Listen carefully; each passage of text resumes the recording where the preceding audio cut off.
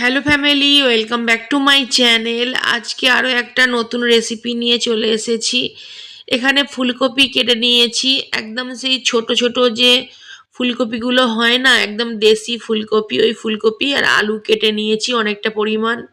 ডিম সেদ্ধ করে নিয়েছি, এখানে একটা মশলা বেটে নিয়েছি, পরে সব বলে দিচ্ছি তোমাদের আস্তে আস্তে। এখানে কিছু গোটা মশলা নিয়েছি। সবার প্রথমে না গাইস, কড়াই বেশ খানিকটা আমি সর্ষের তেল দিয়েছি আর কি, সর্ষের তেলেই পুরো রান্নাটা হবে। তেলে সামান্য হলুদ দিয়েছি, দিয়ে ডিমটা আমি এতে দিয়ে দিলাম। আর ডিমটা ভালো করে ভেজে নেব।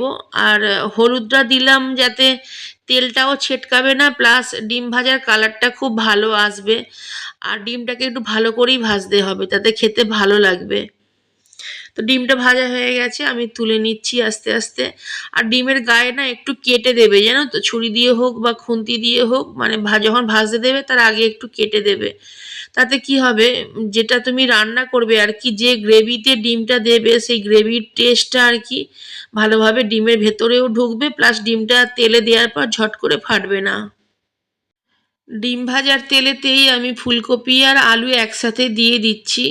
তো ফুলকপি আলুটাকেও একদম লাল লাল করে ভেজে নেব আমি।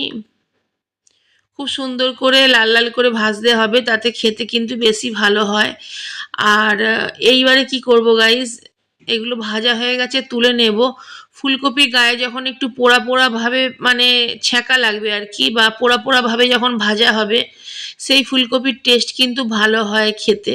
মানে ছাঁকা তেলে যদি ফুলকপি ভাজো তার থেকে বেশি টেস্ট আসবে কম তেলে যদি ফুলকপি ভাজা হয়। যাই হোক, ফুলকপি আলুটাও আমি তুলে নিচ্ছি আস্তে আস্তে।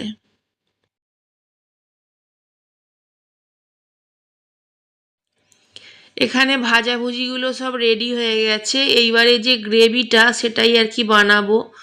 আর তোমরা যারা আমার পুরানো ভিউয়ার্স আছো বা আমার ফ্যামিলি মেম্বার আছো, তারা জানো যে আমি রান্নায় না তেল মানে যতটা লাগবে আর কি সেটা প্রথমবারেই দিয়ে দিই, বারবার খুচখুচ করে আমি তেল কিন্তু কড়াইয়ে দিই না। যাই হোক, ফুলকপি আলু ভেজে নেওয়ার পরে যে তেলটা ছিল সেই তেলেতেই গোটা জিরে, ডালচিনি আর লবঙ্গ দিলাম, ছোট এলাচও দিয়েছি একটা। তারপরে ফোড়নটা ভেজে নেব। আর এদিকে বাটা মশলাটা তো দিয়েছি, কি আছে পরে বলছি। তার সাথে এখানে আমি 1.5 টেবিল চামচের মতো আদা বাটা, 1/2 টেবিল চামচের মতো রসুন বাটা দিয়েছি। এইবারে একসাথেও তুমি বেটে নিতে পারো, যে বাটা মশলাটা আমি বানিয়েছি তার সাথে তুমি আদা রসুন একসাথে বেটে নিতে পারো, ঠিক আছে।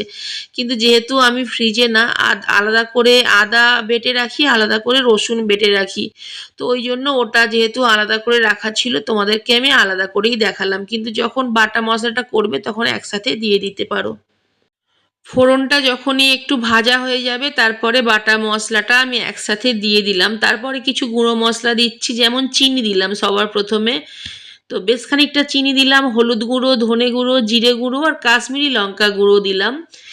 কাশ্মীরি লঙ্কা গুঁড়ো দিলাম তার কারণ জাস্ট একটু কালারটা চেঞ্জ হবে বলে। আর যে বাটা মশলাটা দিয়েছিলাম ওতে ছিল চাল মগজ বাটা, ছিল ওতে 1.5 টেবিল চামচ পরিমাণ, শুকনো লঙ্কা ছিল, মানে গোটা শুকনো লঙ্কা 6টা কি 7টা দিয়েছিলাম, একটা মিডিয়াম সাইজের পেঁয়াজ দিয়েছিলাম, দুটো বড় সাইজের টমেটো দিয়েছিলাম, সবটা একসাথে বেটে নিয়েছিলাম।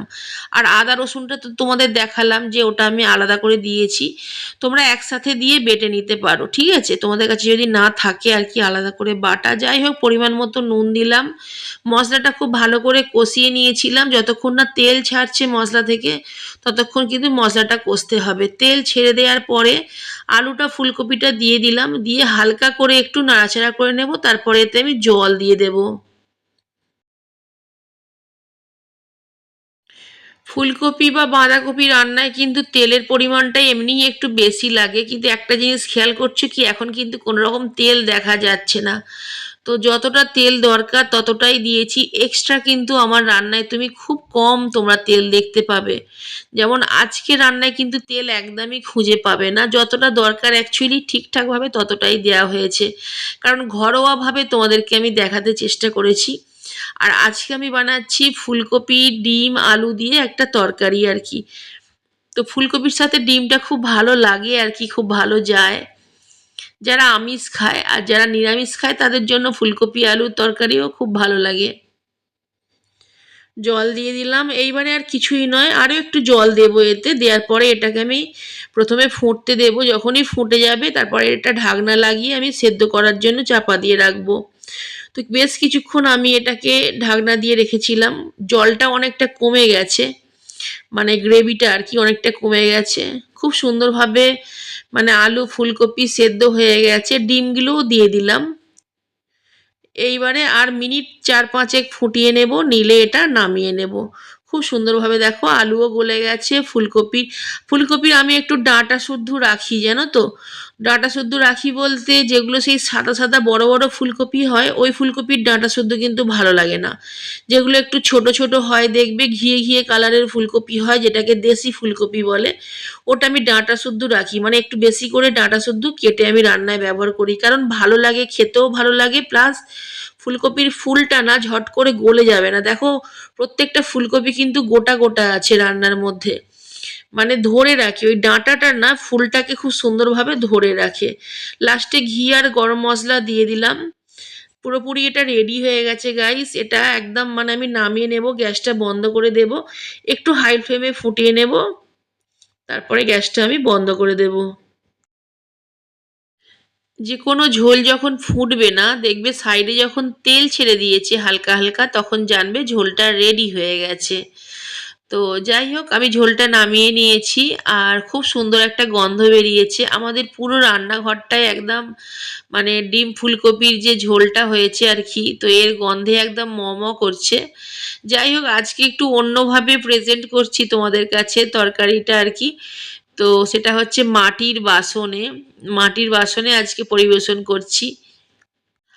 আর জানো তো গাইস, এটা না তোমরা রুটির সাথেও খেতে পারো, রুটিতে ভালো লাগবে। পরোটা, যেটা আমাদের ঘরোয়া যে পরোটা হয় না, তো সেই পরোটার সাথেও ভালো লাগবে, ভাতে ভালো লাগবে। এমনকি যদি হালকা করে ফ্রাইড রাইস বানিয়ে নাও, তাহলে ফ্রাইড রাইসের সাথেও কিন্তু এটা খুব ভালো লাগবে। যদিও আজকে কিন্তু আমরা ভাতের সাথেই এটা খাবো আর কি।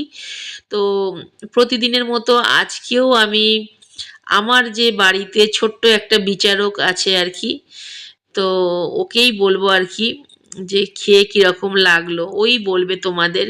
খুব সুন্দরভাবে সাজানোর চেষ্টা করেছি, তোমাদের কীরকম লাগলো অবশ্যই কমেন্ট করে বলো গাইস। কারণ তোমরা যখন বলো না কমেন্ট করে, ভালো খারাপ যাই বলো, দেখো সবাইয়ের তো সবাইকে ভালো লাগবে এটা তো হয় না, না কখনোই হতে পারে না। একটা মানুষকে কখনো সবাই ভালোবাসতেও পারে না, একটা মানুষকে কখনো সবাই ঘেন্না করতেও পারে না। মানে এটা আলাদা আলাদা একটা ব্যাপার থাকে, যেটা হচ্ছে যে কেউ ভালোবাসবে, হয়তো দুজন ভালোবাসবে, আর চারজন হয়তো তাকে অপছন্দ করবে। এটাই কিন্তু নিয়ম অ্যাকচুয়ালি। সবাইয়ের যে সবাইকে ভালো লাগবে এটা কোনো কথাই নয়। যাই হোক, জুন বলবে জুনের কিরকম লেগেছে।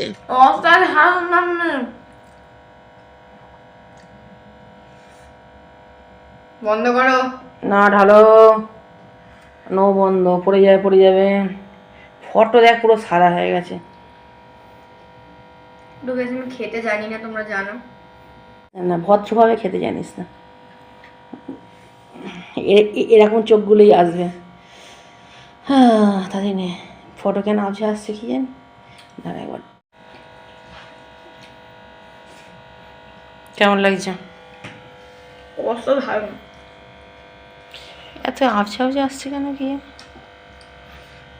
বেশি লাইটে মনে হয় এরকম প্রবলেম হয়, এই লাইটগুলো বিচ্ছি। কি করে এটা ভালো বানাবে কি জানি, আমিও বুঝতে পারিনি, বানাতে হয়ে গেছে। তোমরাও বানাবে, এত সুন্দর সুন্দর বাচ্চাকে খাওয়াবে, আমি বানিয়েছি মা। এত ফালতু ফালতু বাচ্চাকে তোমরাও খাওয়াবে? তোমাদের ঘরে কি এরকম ফালতু বাচ্চা আছে? আমাদের বাড়িতে আছে, আমাদের বাড়িতে দুটো আছে, তুই আর তোর দাদা। গাইজরাই জানে আমরা কত লক্ষ্মী বাচ্চা।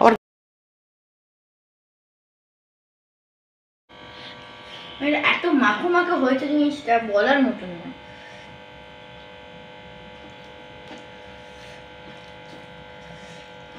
মাটির থালায় খেয়ে কিরকম লাগছে? মাটির বাসনে যে মাটির বাসনে খেয়ে ভালো, একেবারে ভালো বানিয়েছে। মাটির থালাতে আরো টেস্টি ভালো লাগবে।